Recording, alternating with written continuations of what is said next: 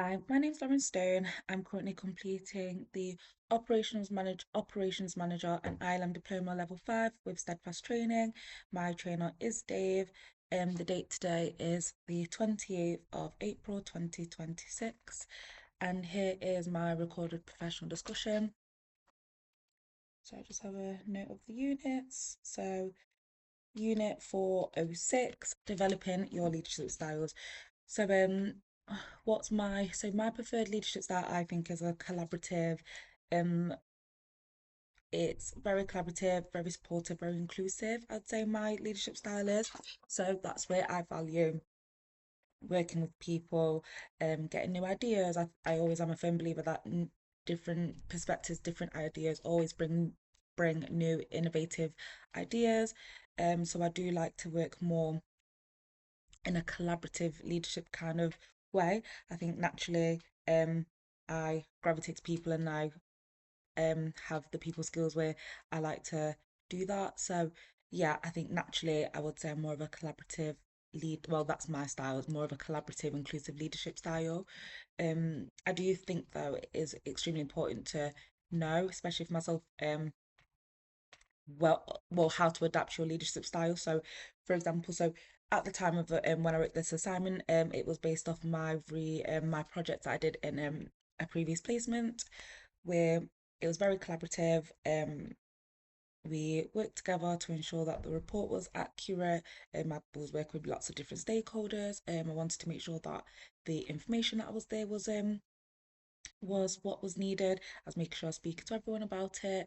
And yeah, it was more of a collaborative approach where right now I'm working on the Celebrating Success Awards at Nottinghamshire County Council, where that's very there's a massive time constraint on there. There's a lot of time pressures, people management, it's quite a lot. So unfortunately we don't have the time to really have that collaborative approach. Well, I don't have the time to have that collaborative approach. My leadership is more directive at that point. Um, I'm having to make big, fast decisions. There's times where I don't even go to anybody. I just kind of have to make those decisions. Um, and yeah, I think it just it really does depend on the project, the task. Everything's very different. So sometimes it would need you to tap into that collaborative leadership style, or sometimes that directive, or um that authoritative role.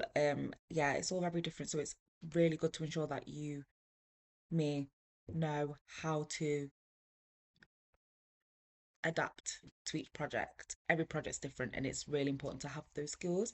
Um, I will say though, I do really find it difficult to have an authoritative approach. Um, I would, yeah, in my leadership style, only because I am aware that I am a graduate trainee, and it's really hard in a sense where I have to then direct and dictate sometimes people on a sometimes managers. So with the Celebrating Success Awards, I co-coordinated with one of my colleagues, and I find myself sometimes in situations where I'm directing managers, even members of our chief execs team, where they need to be, what time they need to be there, their attendance that they need to be there, um, getting that information, telling them when to post things, to keep engagement up. And sometimes I'm making those decisions just when um I feel like that's necessary to do. I'm not necessarily going to my colleague to confirm that that's something that I'm then going off my back to do. Um, Things like deciding the menu that we wanted for the award show, that's something I've had to do off my own back, and find out that was something that was what I thought was best for the event that we're trying to throw. So I think it's very difficult. I find it really hard to do that because I am somebody in those situations where I would like to speak with somebody about those, potentially somebody with more experience. But yeah, I think it is a nice learning curve for me. But yeah, I do find it the most challenging to take sole control of things like that. But um, as I grow and develop, I know that I will need those skills and I'm going to need that experience as a directive or slash authoritative manager. Um, just because, like I said, every project isn't the same and you're going to need to learn to adapt to that. Right. So, unit 508, understanding organizational culture and ethics. So at County Council, we have a very well, our culture is very much fairness. We focus on respect, safeguarding, ensuring that everybody's seen and heard. So what we like to do, we like to in our culture, we it's a very collaborative culture where we like to encourage cross partnership working, um, taking accountability for the things that you're doing because a lot of the services we provide are to the public, very front facing, um, supporting all staff to ensure that our services are top tier. So yeah, I'd say it's very much collaborative, fair.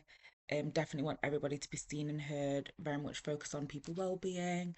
I think that's why um we have such positive outcomes because of how our culture is. Not a lot of organisations have that, but I think NCC have pretty much nailed of what a positive collaborative um partnership looks like, what culture looks like. Um so yeah, how does ethical leadership impact on culture? So ethical leadership impacts culture because okay, so for example, so our chief exec, he's at the top in his ethical leadership. He basically is an example of what everybody is trying to be like. So he builds trust. He's very encouraging, very inclusive. Even though, it's probably unheard of that your chief exec, is somebody that can be very involved with things. That's very much what he likes to promote and do. So I think having that kind of leadership does encourage those lower down the pyramid to then also be like that as well. I don't know another way to put that, but yeah, I think that's how that ethical leadership impacts our culture. So because he's so much, very much empowers people, even that as a graduate I've met him once and he remembers my name and he'll always say hi to me. Um that's encouraging me to then go off and I want to always remember people's names. I always want to make sure that I'm my best self with everybody, very attentive, collaborative, and yeah, I just think that kind of trickles down. So yeah, I think it's really important to be like that. I remember when I first started this role, and one of the first things he did say is that, everybody here, no matter what role they work, we're all a team. So to always make sure that you always say hi to everybody, always remembers everybody's name. So that literally goes down to cafe staff members, receptionists. I say hi to everybody. So I think that kind of trickles down. So I'd say yeah, that kind of ethical leadership does impact our culture. So yeah, I think that's what helps make our culture quite positive, help staff feel valued. So my personal value is I think I have integrity. I feel like I'm very honest. So if I don't believe or stand by a project, I will say that.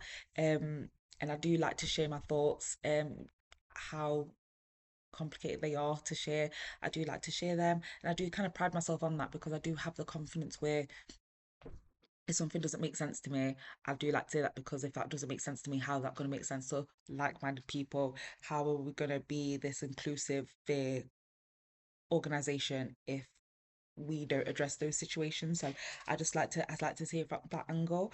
So yeah, I would say that I do pride myself on that. Because not a lot of people can do that, especially when you're in situations when you are in rooms with people who are a lot senior than you. I think it's really important to always stand on that, regardless of where you are. But yeah, I think it's that kind of integrity that gives. We have individuals like that, and I think that's what gives NCC the integrity that it has today. That's why we have the results we have, the positive reputation and such. So yeah, I think yeah, that's probably my own personal value that I potentially bring.